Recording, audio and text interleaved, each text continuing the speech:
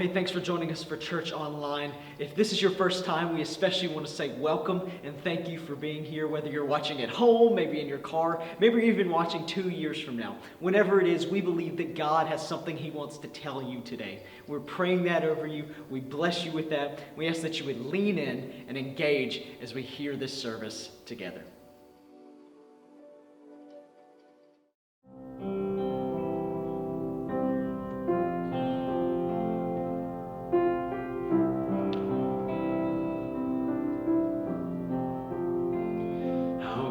The chasm that lay between us, how high the mountain I could not climb. In desperation, I turned to heaven and spoke your name into the night. Then through the darkness, your loving kindness tore through the shadows of my soul. The work is finished, the end is written. Jesus Christ, my living hope. Who could imagine great a mercy, what heart could fathom? The God of ages stepped down from glory to wear my sin and bear my shame. The cross had spoken, I am forgiven. The King of Kings calls me his own. Beautiful Savior, I'm yours forever. Jesus Christ, my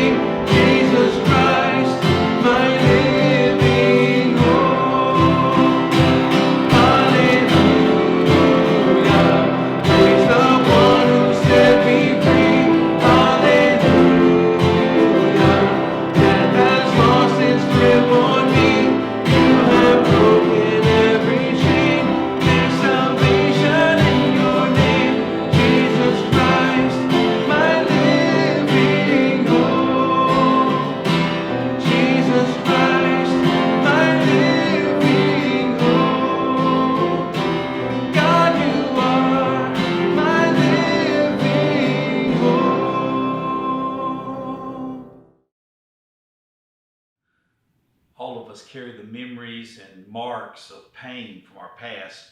We might have experienced humiliation or disappointment, grief or terror or abandonment, either by an event or from a person. We've all experienced pain in some form in this life. The Gospels are filled with examples of where Jesus encountered people who were suffering from leprosy, and he reached out and healed them. Now, leprosy was a prevailing medical condition in that day. The people thought it was something that was contagious. People's limbs would decay off, or there would be disease on their skin, and so lepers were forced to isolate themselves from society and to yell, "Unclean, unclean," as people approached. The chances of having a family and a typical life of any style, of any type, was practically impossible. To have the disease of leprosy was to be isolated from all the people around you.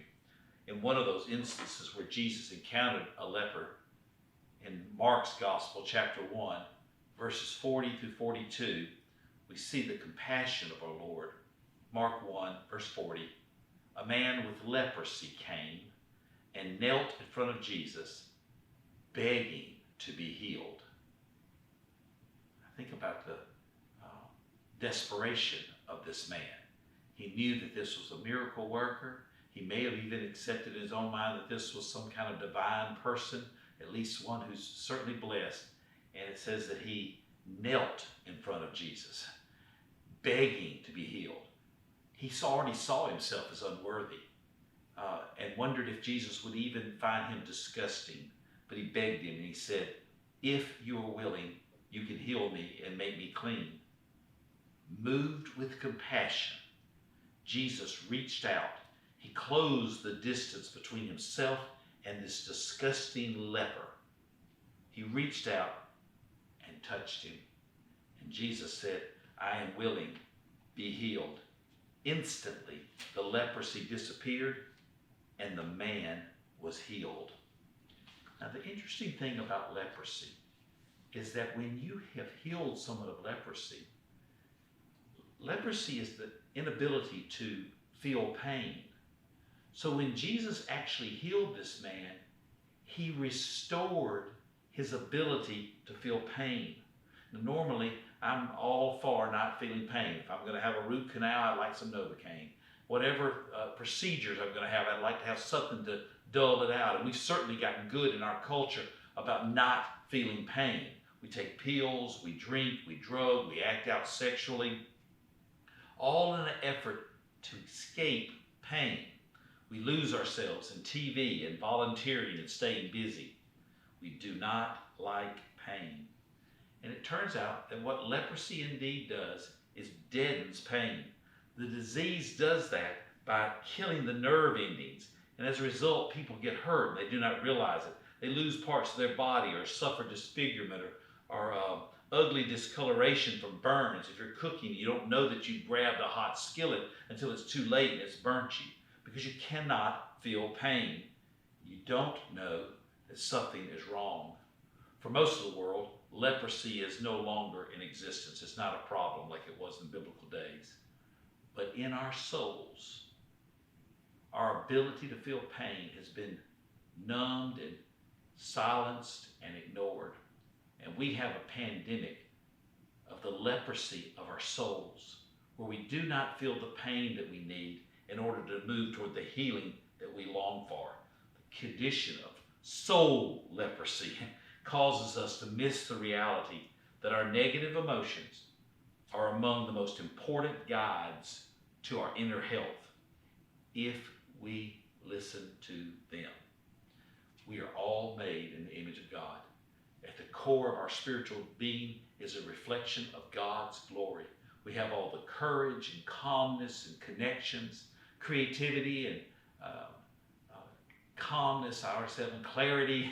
We've got all the courage we need and confidence, because we are a reflection of the image of God. We're made in His image. And yet there are parts of us that are in deep pain. And the pain is there because we're in a broken world. And if we do not ignore the pain, we can move toward those parts of us that are hurting the most and apply the glory of the image of God to that. The courage, the calmness, the compassion, the connections, all of those strengths that we have by virtue of the fact that we're made in the image of God can be pulled together to address the pain that we have. The pain is signaling to us that there's a place within us that needs healing and needs attention. Take for just a moment the example of addictions. Addiction is one disease that tells you you don't have a disease. It lies and tells you everything's fine. You got this. Go ahead and take that drink. You can control it this time. And of course, we know the reality is you don't have this and you can't control it this time. Do you know what is usually required to stop this inevitable, downward, devastating spiral of addiction? Pain. We finally have to get to the point when we hit rock bottom that we feel the pain of our addiction. And we do everything we can to avoid feeling that pain. And when we do, the spiral continues down and down and down until we hit rock bottom. Anyone who successfully completed a rehab program will tell you the greatest gift they ever received was to finally hit bottom and surrender and let go so that they could be healed. Family members often try to rush towards those of us that are dealing with addictions and take that pain away. The cruelest thing you can do for someone you love is to remove the pain that they should be feeling. When Jesus healed the lepers, he indeed healed them, but he healed them by restoring their ability to feel pain. Pain is a gift to us that leads toward our wholeness and leads toward the healing that we desperately need. There are other examples besides addictions of where we need this type of awareness of our pain. I need to listen to my anger so that I'll know that there's been some type of boundary violated in my life. I need to listen to my loneliness to know that it's time to invest in some deeper, stable, meaningful relationships. I need to listen to my anxiety to know that I've got some unresolved trauma that needs to heal. I need to listen to my depression to know that I have a need for care of my heart or care of my soul, those deep wounds that are there. I need to listen to my fear to know that it's about time I create some safety in my life.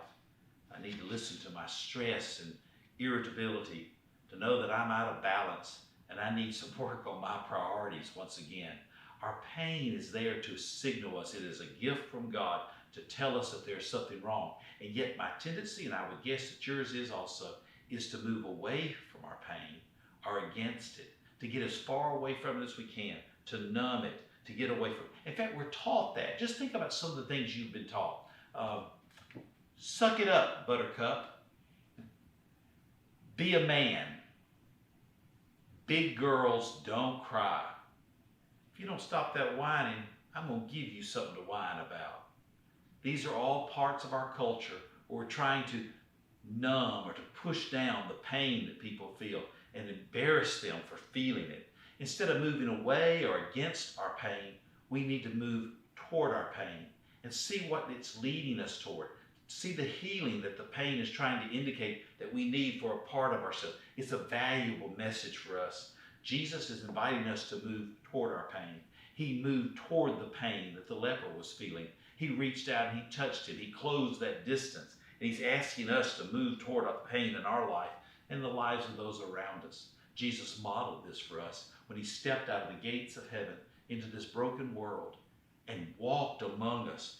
He moved towards those of us that were hurting the most, the pain that was in the biggest places of hurts for us. He moved toward us with compassion, and he listened to our pain, and he reached out and touched us, and we experienced healing. Jesus walks alongside us as a witness to that pain, and that's when we begin to find healing for those places that are most injured in our life. The healing of the lepers was the ability to feel pain again. Where are you feeling pain in your life now? It is a gift from God.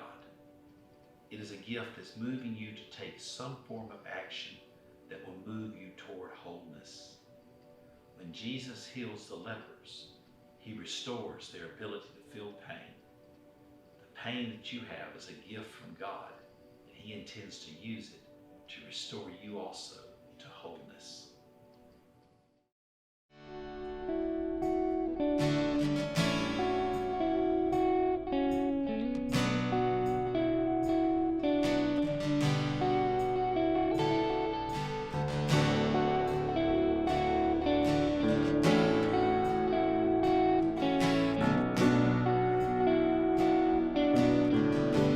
And I approach the throne of glory. Nothing in my hands I bring, but the promise of acceptance from a good and gracious King.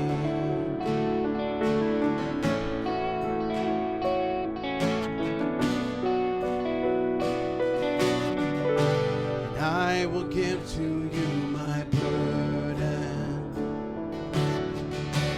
as you give to me your strength. Come and fill me with your spirit as I sing to you this praise. You deserve the greater glory. Overcome, I lift my voice to the King in need of nothing. Empty-handed I rejoice. You deserve the greater glory. Overcome with joy I sing. By your love I am accepted. You're a good and gracious King.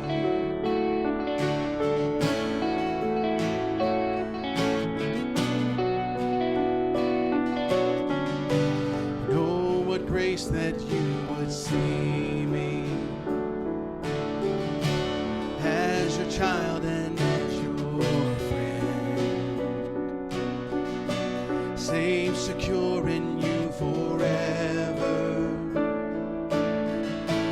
I pour out my praise again. You deserve the greater glory. Overcome, I lift my voice to the King in need of nothing.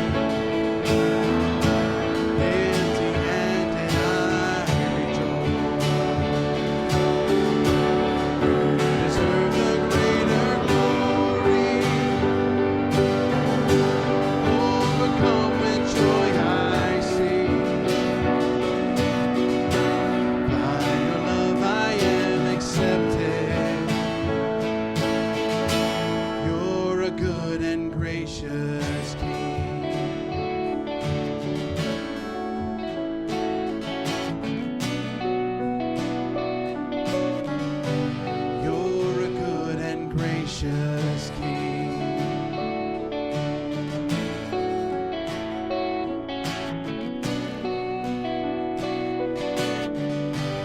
You're a good and gracious King.